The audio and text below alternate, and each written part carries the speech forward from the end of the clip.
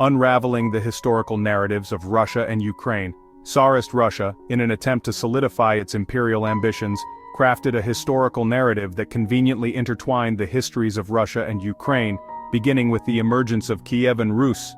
This narrative, however, served to obscure the distinct and separate trajectories of these two nations.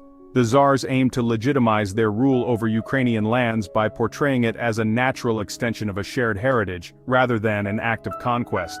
This narrative, deeply embedded in Russian historiography, continues to hold sway in modern Russia, serving as a potent tool to justify its geopolitical aspirations in the region. By emphasizing a shared historical origin in Kievan Rus, the Kremlin seeks to undermine Ukraine's sovereignty and cast doubt on its legitimacy as an independent nation. This narrative, however, crumbles under closer scrutiny. While Kievan Rus undoubtedly played a pivotal role in the development of both nations, it is crucial to recognize that it represents a shared inheritance, not a singular lineage. To equate Kievan Rus solely with Russia is to disregard the rich tapestry of cultures and influences that shaped its development, and to diminish the distinct paths taken by Ukraine and Russia in the centuries that followed. Long before the emergence of Kievan Rus, the land now known as Ukraine was inhabited by the Scythians, a nomadic people renowned for their equestrian skills and intricate goldwork.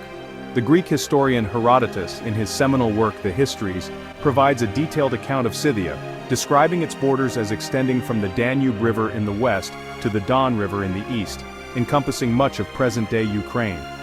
Herodotus's descriptions of Scythian customs, language, and geographical reach paint a vivid picture of a distinct culture that flourished in the region centuries before the arrival of Slavic tribes.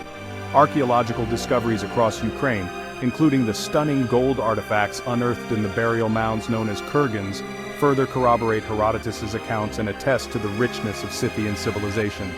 The Scythian legacy in Ukraine extends beyond material culture, permeating the realm of mythology and national identity. The Scythians are often romanticized as noble warriors, fiercely independent and deeply connected to the land, providing a powerful symbol of Ukrainian resilience in the face of external pressures.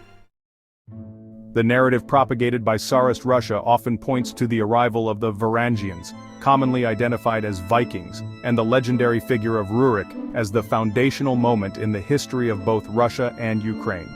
According to this narrative, Rurik, a Viking chieftain, established his rule in Novgorod in the 9th century, laying the groundwork for the rise of Kievan Rus under his successors. This Viking cradle narrative, however, has been increasingly challenged by historians as a misrepresentation of the complex historical processes at play. Firstly, the very notion of a monolithic Viking entity is misleading.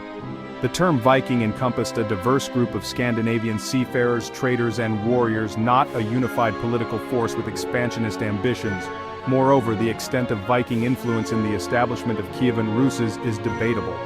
While Scandinavian mercenaries and traders undoubtedly played a role in the region, there is scant archaeological evidence to support the notion of a wholesale Viking conquest or migration.